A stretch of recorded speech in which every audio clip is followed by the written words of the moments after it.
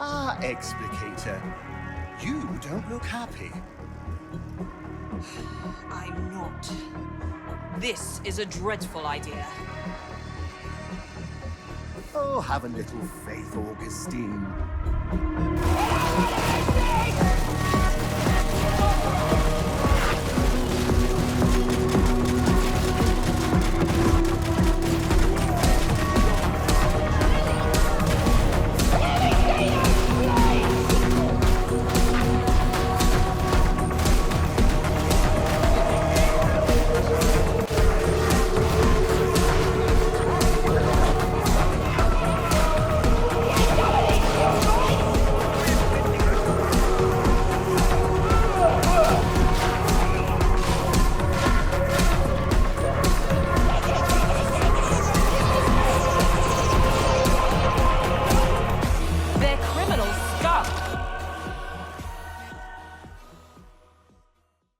So on October 24th, we got a cool little video from the Plump Sea Predator, the 10th anniversary of the Tide games.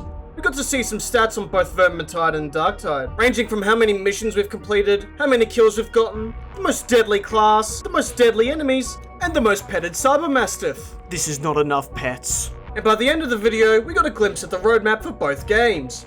But if you're watching this video, you're most likely a Darktide bro. So seeing the class reveal and launch date being teased was a pretty big surprise. I mean, I thought we'd be waiting way longer for a new class, but yeah, I'll let myself be hyped. Speculate on what it could be. Skitari, Ratlings, Eldari, Orcs. I'm sure the reveal will go well.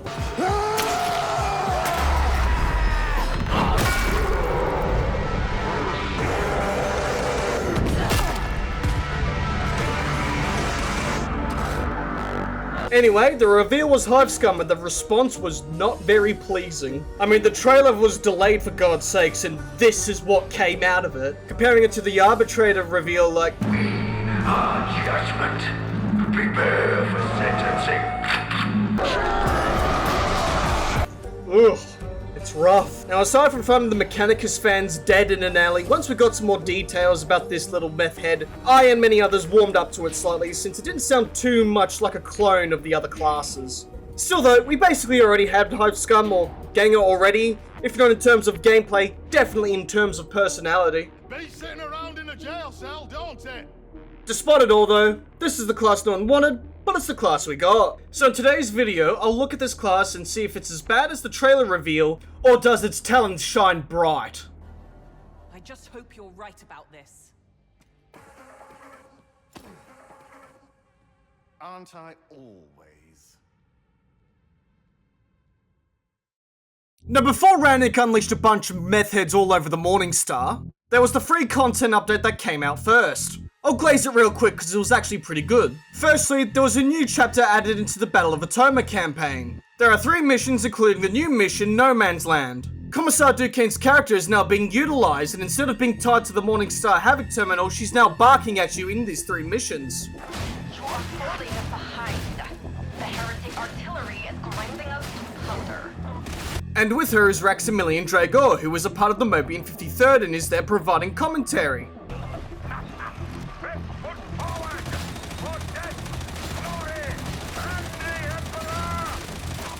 He's a jolly good fellow, I love him. The new No Man's Land mission is so fucking cool. Instead of slumming it through sewage systems or like rundown shitholes, you're carving your way through trenches, ruins, battlefields, and artillery shells are dropping all around you. You're watching Valkyries either dodge missiles or get blown out of the sky, and Maximilian is with you on the mission in his tank blowing holes in obstacles. And blowing open a heretic fort that we need to raid and take over. This mission, as I said, is easily just the coolest thing they've added in a long time. We also got a new Ogryn personality who is terrifyingly intelligent for an Ogryn. Way I see it, this is just another gang. And lastly, the new event accompanying the update, the Day of Atonement. It was pretty neat. Saving these shrines from heresy allowed you an interaction where you could atone for your transgressions by wiping out a horde coming your way, as well as some bosses in the form of monstrosities, captains, or even a demon host. And just like the end of the year event last year, we got 500 Aquilas as a reward. But I do have a very salty gripe with it, and I'll explain that later. Overall though, the last content update for the year was really good. I love it. Okay, now for the bread and butter you probably actually care about in the video, and wanted to hear my nonsense about the new class, the Hive Scum. So as I stated in my first video, the warband trying to save Atoma is not doing so well, and since then, unsurprisingly, it has gotten much worse. The Inquisition is still low on manpower and is still conscripting penal legions, but their efforts are just microscopic compared to the grand scheme of things. The rogue traders still don't want to be here. Surprised Madame Brahms hasn't cracked the shits yet. The Arbiters are still seeking atonement for their failure by cooperating with the Inquisition and the warband, in case being in the Mobian 21st wasn't shit enough. They're either being slaughtered or infected by heretical stims, and now ever since the Tainted Rations event, even more of them are infected. These guys just can't catch a fucking break. The Mobian 53rd are, well, helpful. That's about it. Ridden to Karnak's fucking back, probably looking for the next most flavoursome bit of sport. Wolfer hasn't died from an anger-induced aneurysm just yet, and since the Dark Communion mission, it's now a competition to see what kills him first. And now Rannick is so desperate for allies that he's going to the tertium cartels for fucking help. Shit's gonna be grim if the best allies we can make at the moment is the fucking cartel! Half of them are probably in cahoots with the heretics. So now instead of the Morning Star being full of crackheads, now we're sharing it with meth heads. God, the war on Atoma is so fucking funny. Anyway, here's Hive Scum. They are basically a fast-paced class specializing in mobility, dodging, and speed, as well as a brand new mechanic that is exclusive to them, the Cartel Special, and Stim Lab. You have your standard 3 playstyles that are pretty different. The only thing they have in common is the fact that you are a close-range combat class. That's where Scum thrives. Down the left of the talent tree is a sort of fast-paced, run-and-gun gunslinger playstyle, shredding heretics at close range and sliding and dodging like the average Call of Duty kid. Down the middle of the talent tree is a bit more of a melee-focused berserker playstyle with a pinch of anarchy. And lastly, down the right of the talent tree is Scum's more supportive, focused on the chemical and stim build. Speaking of which, Hive Scum also comes equipped with her very own customizable stim, the Cartel Special. When you reach a certain level, you unlock this ability. You will always be equipped with a stim that regenerates over time. You can customize the stim to have various effects. Do you want to be more tanky? Do you want to do more damage? Do you want to be faster? Or do you want faster cooldowns? You can commit to one bit, but still have plenty of points to commit to another or even mix and match. However, the more points you spend, the longer the cooldown will be. Around like 10 seconds at least, 90 seconds at most. It comes at a cost at not being able to pick up other stims, and other than not being able to heal yourself with a med stim, I'd say it's a pretty good trade-off. You usually cleanse all your corruption or wounds at a med station anyway, or just kindly ask a teammate to give you some of that medi sugar. They're expendable, well-armed, and incredibly dangerous. You know that better than anyone. Now whilst you are the designated squishy glass cannon, Scum has the tools to show off their cannon side. Hive Scum comes with 3 new range weapons and 3 new melee weapons. Starting with range, we have dual-wielding pistols, which are pretty cool. And it has this twirly thing as a special attack, which while you twirl it, the shot gets more accurate. So you can style on that sniper that's hiding way out in the back in Nurgle's ass crack. You also have dual-wielding SMGs, which shred just about anything. Its special attack is a basic bash, but it's quite possibly the worst bash in the entire game. It's nothing offensive, it's just I think it's quite wimpy. And lastly is this Pew Pew needle gun. It shoots poisonous chemical rounds that deal damage over time. You can pretty much shoot most enemies with one shot and they will just drop dead eventually. A couple enemies need 2, and Ogrins need like 3 or more, but other than that, it's really good. Its special attack is an alt fire, where instead of shooting poisonous chemicals, you still shoot poisonous chemicals, but the target explodes when they die. My favorite is the needle gun because, well, it's got a mischievous charm to it. As for melee weapons, we have shivs, which are small but pretty good. Their special attack is just throwing another shiv, which you can replenish by killing elites. Next is the bone saw, which has a really slow swing speed, but applies the chemical debuff. Its special attack applies this purple stuff that applies brittleness. It's a really good melee weapon, but I just can't get into it personally because I just don't like how slow the swing speed is. And lastly, my all-time favorite to run is the crowbar. Its special attack is sort of similar to something like the chainsaw weapons, but instead of shredding them, you kind of just pull the enemies towards you whilst taking a giant chunk of their health. You also stun them while you do this. I love this thing the most because when you apply the Brank's armor coating to it, it looks like a Half-Life or Gmod crowbar, which I thought was really cool looking.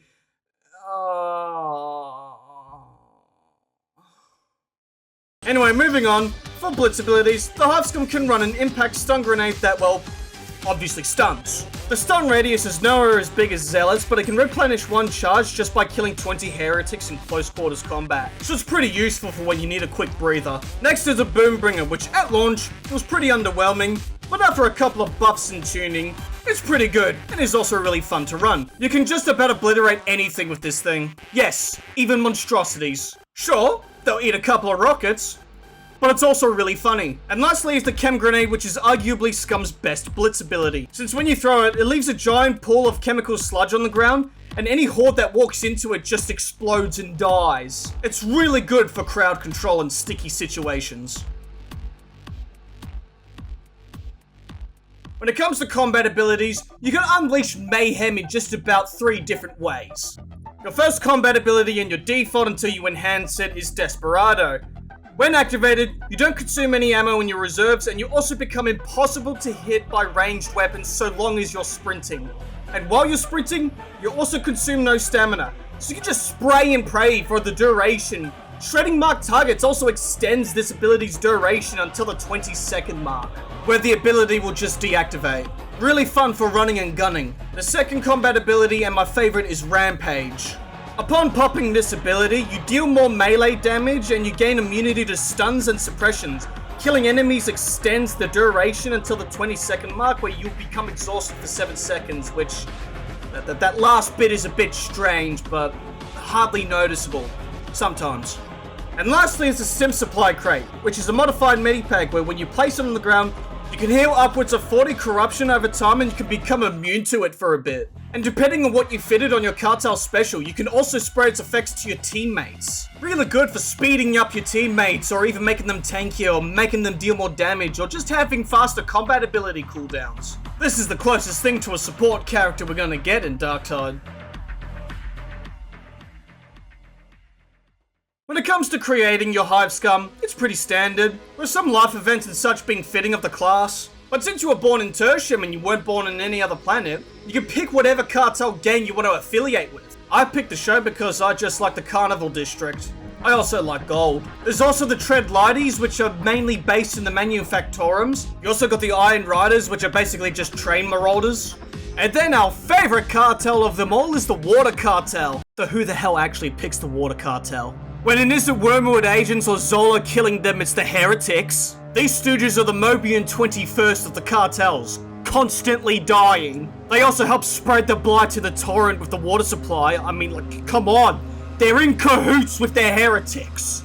I am going to be responsible for a game war, and that is funny to me. Now, unlike our RBT's counterpart, the Hive Scum actually have a decent variety of cosmetics to pick and choose from. Yeah, there are the color alts and all that for the different gangs, but there is a decent amount of options to pick and choose from. They all have a very gladiator look to them, which I like. And aside from the deluxe edition armor set, you can easily unlock all of these by doing penances. And out of all the classes, the Hive Scum penances are the easiest to do. At worst, some of them are worded funny, but other than that, once you get an understanding of what you're meant to do, you'll kind of just be doing it accidentally sometimes. So don't stress about waiting for blue moons or sacrificing goats about it. And the personalities are pretty cool as well. The Outlaw's kind of like a criminal with a heart of gold kind of archetype. Tertium were falling apart even before the invasion.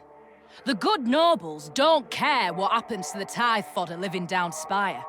You got the bounty hunter, which sort of is like a professional mercenary for hire. It doesn't matter to me who I'm killing, long as I'm paid.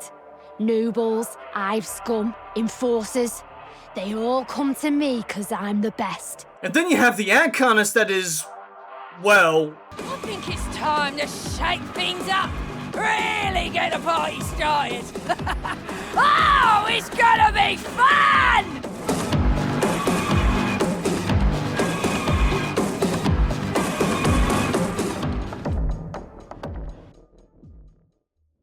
Now, despite all that chaotic fun nature and huge damage output this class can do, there are some drawbacks. Scum is a glass cannon, however at launch they were definitely more glass than cannon. Some of Scum's perks and powers are just really underwhelming at launch. Either that or they were bugged. Whilst the class has really good dodging perks, you yourself have to be good at dodging. You can't make as much mistakes as you can with the other classes. So you do have to be a little bit more aware in combat situations. After a couple patches later, they did get some buffs. I can confidently say that they are in a really good spot. They're definitely leaning towards more cannon than glass this time. And their dodges were also buffed, so they are basically damn near unhittable. So long as you know how to dodge and block, of course. So you still can be killed by a heretic sneezing on you, but at least the class doesn't feel as weak as it did at launch. Now, since the launch of the new class and update, there have been some issues that have appeared, and I just want to address them and make my criticisms. Firstly, there's the whole handling of the reveal and launch of Hive Scum. It was pretty scuffed from the start. I mean, the reveal delay, the state the class launched in, it all came across a bit rushed and unprepared. Not to mention picking Hive Scum as a playable class was a strange option in on itself. I really hope the obese fish at least learned from this. Hopefully the next class reveal will go smoother. Then there's some issues I mentioned in my previous video in regards to the state of enemy audio cues. They have gotten worse. Mute poxbursters are pretty much everywhere now. This is no longer an overlooked issue contained in a wacky maelstrom modifier. Now it's a gamble every time whether or not there's a mute poxburster hiding around the corner or right behind me.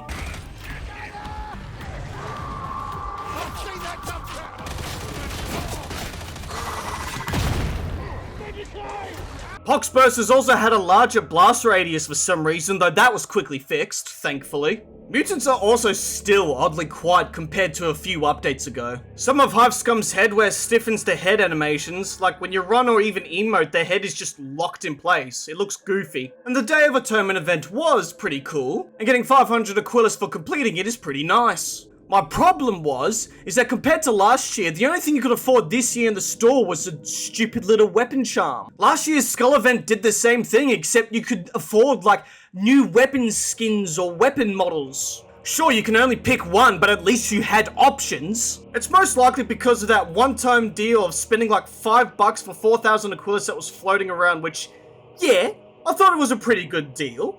But it also looks very slimy at the same time, because I know exactly what you're doing, Tubby Fins. And lastly is the DLC's price. It's about 18 bucks Australian, and whilst I don't think it's egregious, I don't think it's worth that much either. Maybe like 10 or 15, but definitely not 18. So on that note, what's the verdict? What's the conclusion? Is Hive Scum any good? I can confidently say, it's pretty great. Being able to unleash some mayhem with a chemical flavor on the streets of Tertium is pretty fun. Some of the other classes are finding their heresy for duty or honor. Scum's just in it so they can paint the town red and get paid doing it. The new mechanics they bring to the table are fun and useful. It's nice being able to fight the chemical warfare with more chemicals made by a jittering madman in some shed in the torrent. Despite the drawbacks and a couple of missteps the diabetic aquatic sea creature took, the Hive Scum for me at least has slipped into a spot in Darktides' roster of disposable fodder, and I'm cool with it. Is it worth 18 bucks? Not really. But if you like what you hear and see, don't let my opinion stop you. This may have been the class no one wanted, but after unleashing some anarchy and mayhem all over Tertium, their fun certainly shines bright. It's taken me a little while to make this video. I mean, as of recording this now, I'm barely scraping the 2-month mark since the class launched. It is mostly because I did pretty much wanted to complete all the penances for the class and get a really good feel of it. As well as just, you know, the usual Christmas and New Year's stuff getting in the way. I'm hoping in 2026 I develop a better upload schedule. I mean, the response and the support I got for my first upload was, well, surprising to me. I was astonished that it did so well. I read all the comments on it and like, I have no idea what to say other than thank you so much. I do have more plans for Darktide videos, I mean that's the winning formula for me at the moment. But I am hoping to upload a variety of other games as well. Either way, I'm hoping that 2026 will be a good year for my channel. Again, I can't put into words on how thankful I am for the response and support I've gotten. So if you like this video and want to see more from me, just like and subscribe, comment your thoughts on the Hive Scum, and remember who you're fighting for. For Atoma, for the Conclave!